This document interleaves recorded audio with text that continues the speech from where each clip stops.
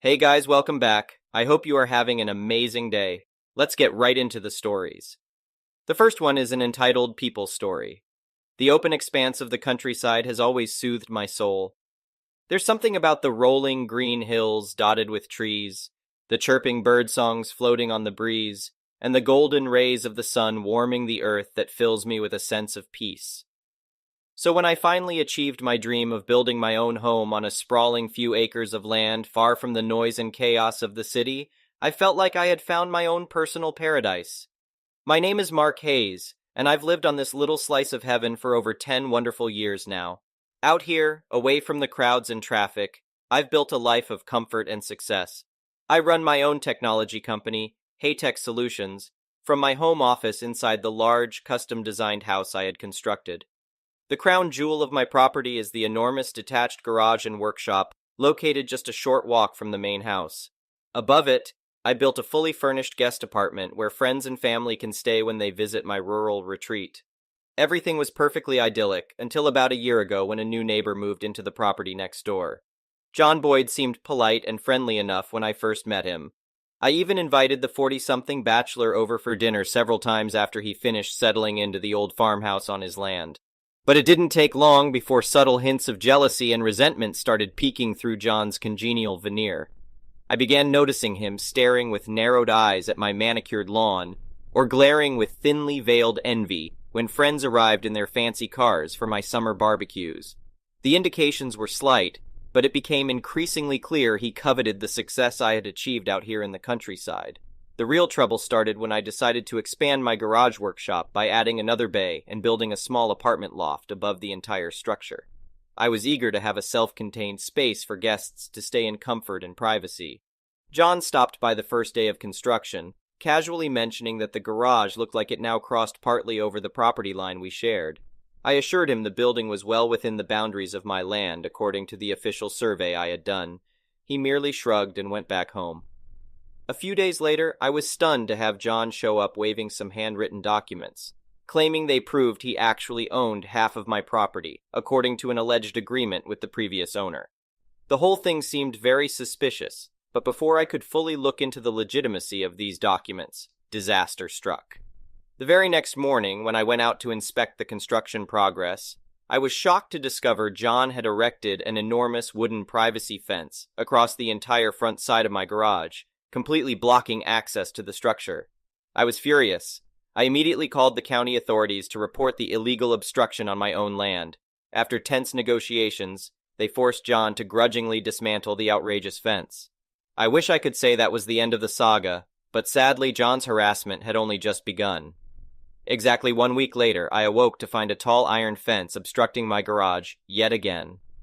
This time I didn't hesitate. I called my lawyer to put an end to these antics once and for all. My lawyer rapidly confirmed what I already knew. The documents John produced were entirely fraudulent. We promptly filed a lawsuit against him for harassment and intimidation, presenting my legitimate property deeds clearly defining the boundaries. I also installed security cameras in case John tried anything else. The judge agreed John was clearly in the wrong and ordered him to immediately remove the fence blocking my garage and pay damages for the trouble. But John stubbornly refused to comply. When the county sheriff came to enforce the court order, he found John had barricaded himself inside his house. After an armed standoff lasting hours, John was finally arrested for contempt of court when he tried making a run for it in his pickup truck. As he was carted off to await trial in jail, I breathed a sigh of relief knowing he could no longer cause trouble on my property. Or so I believed. As it turned out, John had one more vindictive trick up his sleeve. During the highly dramatic court trial, it came to light that John had a long history of bullying anyone he perceived as more successful than himself. Former neighbors testified about the vicious feuds he instigated over minor property line disagreements that turned frighteningly aggressive. My lawyer methodically presented ironclad evidence proving John had falsified the documents in a brazen attempt to swindle me out of half of my valuable land. Handwriting experts confirmed John had crudely forged the signatures himself. In the end, the jury unanimously found John guilty of harassment, forgery, trespassing, and contempt of court. The unapologetic John was sentenced to over 3 years in state prison for his disturbing criminal behavior. With this dangerous, unstable man finally off the streets and far away, I proceeded to pick up the pieces of my once peaceful life. I hired security experts to install an imposing, electronically controlled gate across the driveway so no one can ever again obstruct access to my property. I upgraded the security system to include motion sensors and cameras covering every angle, and I replanted the line of trees John had uprooted along our shared boundary in his pathological crusade against me. In the years since, I've heard John was released from prison early for good behavior, but I'm relieved to say he has not shown his face nor caused any more trouble around here. The lessons from this frightening harassment forced me to take precautions, however. I joined the local neighborhood watch and routinely photograph any unusual activity near my borders. With the stillness of the countryside once again my companion, I sometimes wonder if John ever found the help he obviously needed, or if his pathological jealousy still simmers, waiting to boil over upon his next unsuspecting victim. I can only hope that man learned you simply cannot intimidate and bully your way through life at the expense of others. His reign of terror on my doorstep taught me to stand up for myself against anyone trying to take what's rightfully mine. In the end, justice prevailed, and I now rest easy knowing my little slice of paradise is protected. The next one is a pro-revenge story. I used to have a Veterans Disability Pension, VDP, for a hearing defect. It's now merged with my state pension. It was small, and back home it was paid annually. However, I moved to the UK, and this pension was still paid by my government, but now administered by the UK DWP, Department of Work and Pensions, who paid it fortnightly. Some years ago, I was entitled to a disability allowance, DA, because of various issues. At the time, I was diagnosed with diabetes, but was trying to control it with diet, so I got called into the local job center for an interview. Unfortunately, I had a Karen for an interviewer. I'm on the spectrum, but I'm high functioning. This means that I don't suffer fools gladly, and I can be very rules-bound. Firstly, she questions why I hadn't declared the VDP as part of my earnings. I had, but it was in another part of the form.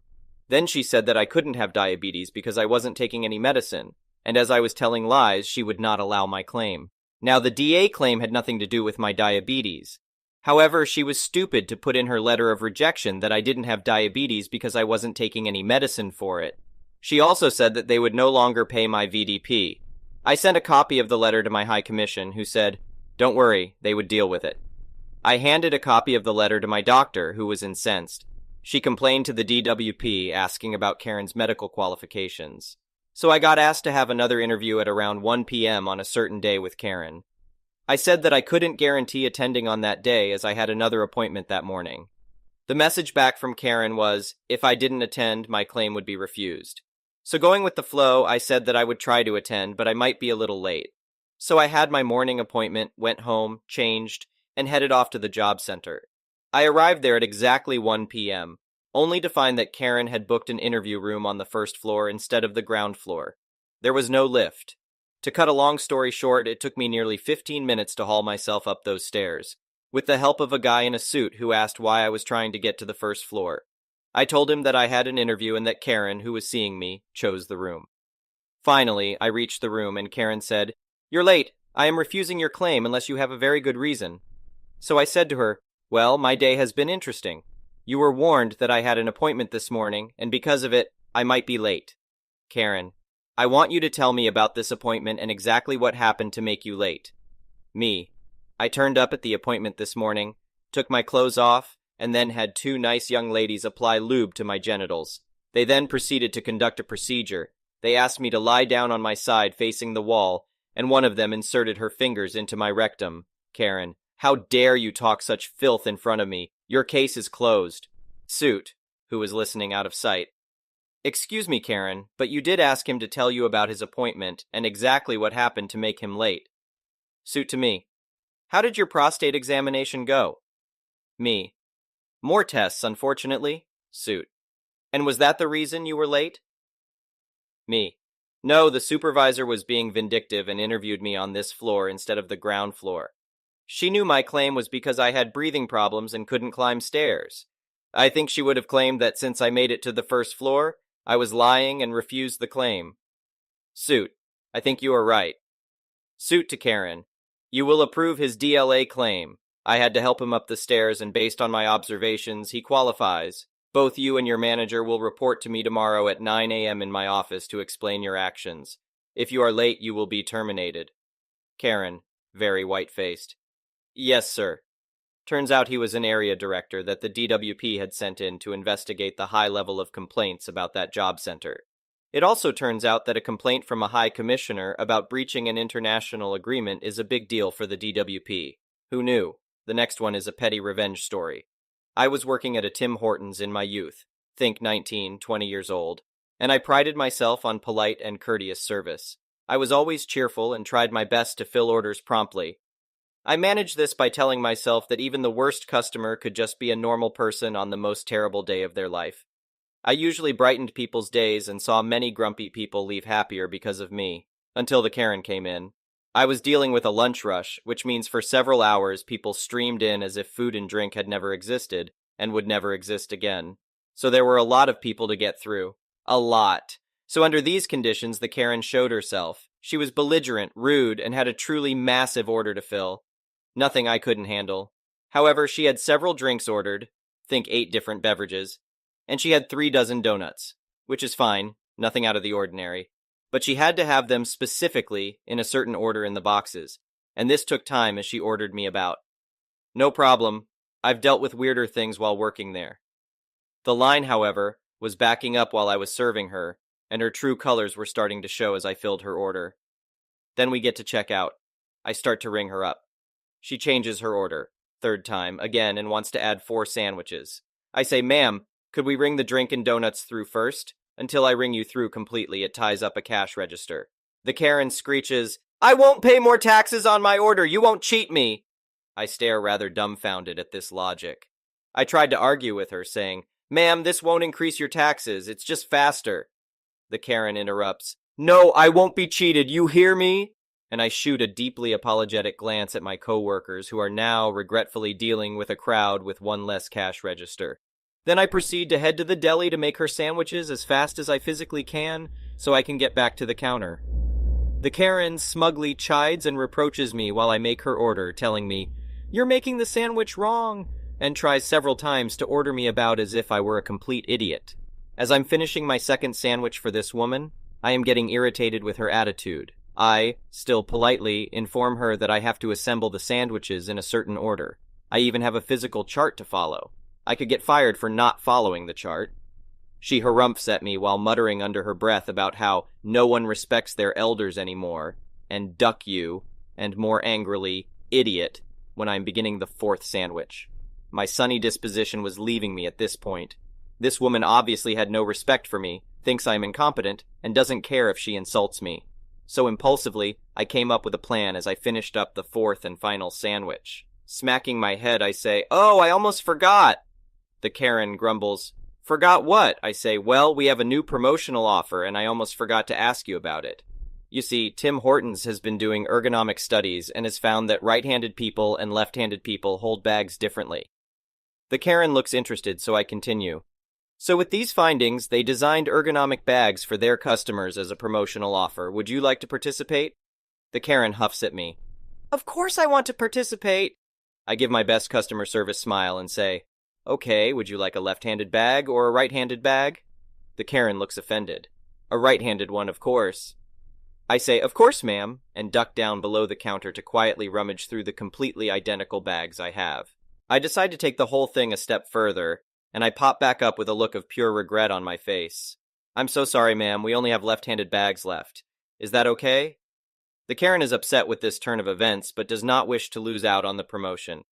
Ugh, fine, she says icily and grabs her order. I ring her through and watch her walk out the door with complete satisfaction in my soul. The added cherry? I heard her complaining about her left-handed bag to her friend as she walked out with her order, and the confused look on the friend's face was priceless, as this woman idioted and moaned about this completely made-up problem. I never did anything like this before or since. She was a special kind of a-hole, the Karen with the left-handed bag. The next one is a malicious compliance story. Background. I was taking an elective criminal forensic, CSI stuff, night course at a local community college. The best part about taking this course was the instructor, which meant an in-depth tour at the U.S. Criminal Forensic Lab where he worked as the question document examiner. That is, handwriting analysis, signature matching, etc. Also, since computers were barely introduced into forensics at this time, all handwriting analysis matching was done by hand, and this instructor was one of, if not the best, in the world. The MC, as good as I remember, it was a great course studying many facets of criminal forensics and taking the amazing lab tour. As the course was coming to an end, the question document facet approached, the instructor's specialty. At the end of the class, just before it started, the instructor wrote a paragraph on the board, and we each had 2 sheets of blank lined paper. He told us to write the paragraph, only the paragraph, any way we want on one sheet, and then again on the other sheet, trying to disguise our handwriting. You are committing forgery. The instructor left, and we all started writing. When done, one student, not me, collected all the sheets, mixed them up, and took them to the instructor. We all looked forward to the next class where the instructor would present matched sheets, then explain to us why our forgery attempts failed, and how he would testify in court to prove it. Because I wanted to go home, I made it easy on myself. For my forgery attempt, I wrote the paragraph in print on one sheet and in cursive on the other sheet, even though we were told that it is a failed way to disguise handwriting. Now, for a little background on my handwriting, it's bad. I mean really bad, and I have held pencils, pens wrong since I learned to write. The easiest way to explain it is, I write with a closed fist, right-handed. In elementary school, my parents hired a tutor to try to teach me to write again from scratch, including putting plastic things on pencils to make my preferred grip uncomfortable, but it failed miserably. In high school, I had a teacher tell me I would amount to nothing because I had issues writing legibly. Basically, my print is somewhat legible and my cursive good luck, but that should make no difference? Now back to the story. At the beginning of the next class, the normally happy-go-lucky instructor looked very upset as he walked in. The first words out of his mouth were, if anyone played a practical joke on him, he did not appreciate it. The whole class, about 15 students, looked at each other totally confused. The instructor then again tried to get someone to confess, but we all continued to look confused. The instructor calmed down a little and decided to continue with the class as he would normally have done so. From the stack of papers he was handed at the end of the last class, he picked out the top 2 sheets and said in court speak how he deduced that the same person wrote both paragraphs. Then a student would admit it was their failed forgery attempt, and the instructor would continue with the next 2 sheets. When there were just 2 sheets left, the instructor lifted them up for all the class to see. Looking straight at me, he said he could not testify in court, saying the same person wrote both paragraphs. With a scared look on my face, I said both sheets were mine, and I wrote both paragraphs. So in front of the instructor and the whole class, I again wrote the paragraph, once in print and once in cursive. The instructor walked away, shaking his head and mumbling something like he had never seen this before. After that, the instructor looked at and spoke to me differently, as my classmates created some obvious nicknames for me, for example, the Forger. I got an A in the class and was very happy when it ended. The next one is an entitled people story. This happened when I was in middle school, back in the days of wired headphones, so around 2011 or something. I have 24M currently, been a type 1 diabetic since I was about 4 years old, and I use a continuous glucose monitor and an insulin pump. I had an IEP, so all my teachers were told about it, and that I would need my insulin pump in class, that it might make noise, and I might have to pull it out of my pocket and mess with it if I needed insulin, or I might need to drink a juice pouch, and I was able to do so at my discretion. We had one teacher who was a complete hard-ass for no reason. She was notorious for making kids cry during presentations. She even told one girl who wanted to be a doctor to find a cure for cancer, because her little sister had childhood cancer, that she would need to actually be smart to do that while chuckling to herself. Let a kid dream, man. We were like 12 years old. As you can imagine, she was also at war with technology, and on a side note, these days I use my phone to check my glucose and give myself an insulin bolus. I can't imagine being a kid today and dealing with a teacher like that when the lines are blurred, and your smartphone actually is a life-saving medical device. But anyway, if you're not familiar with insulin pumps, the kind I use has a little tube that connects the pump, which has the insulin, to my body, which needs the insulin. This teacher also liked to be weirdly obtuse about things. Instead of being like other teachers and simply saying something like, "No cell phones in class, put it on my desk," which would allow me to remind them it's an insulin pump, and they'd usually say something like, "That's right, my bad," she would instead try to talk abstractly about what she wanted to happen while walking around the room. So this particular day, she kept alluding to students listening to music in class, that you should be careful what you do because she can see it, that us kids think we're so sneaky, but the adults know what we're up to. I obviously wasn't listening to music, so I figured she'd seen someone with headphones in the room, and the next thing I know, she had snuck up behind me with scissors. It took me a good moment to realize what exactly had happened because I was astonished. I was used to teachers thinking I had a cell phone or getting upset about my pump beeping during an exam, but no one had ever touched it before, much less cut my life-sustaining tube.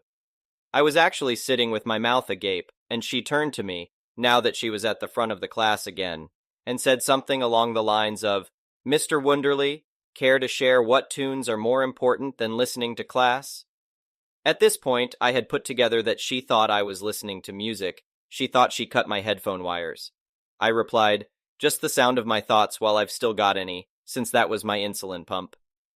She had to let me go to my locker to get my cell phone to call my mom to bring me a new infusion set. My parents insisted no cell phones until high school. But my mom was also scared with me being T1D and too dyslexic to remember a phone number, and she wanted me to easily be able to call her, so she got me a $15 Walmart phone and put minutes on it. And now I feel old. Then I just waited in the front office for her. She worked from home and drove like a bat out of hell. She was so angry. I don't ever want to see her that angry again in my life. It took 10 years off of me, and I wasn't even in trouble. The teacher apologized to me, and all the teachers got some more disability accommodation training or something. Kinda anticlimactic end, but a friend thought it was entertaining and that I should share. Thank you for watching. I would really appreciate it if you could like the video and subscribe to our channel if you haven't already.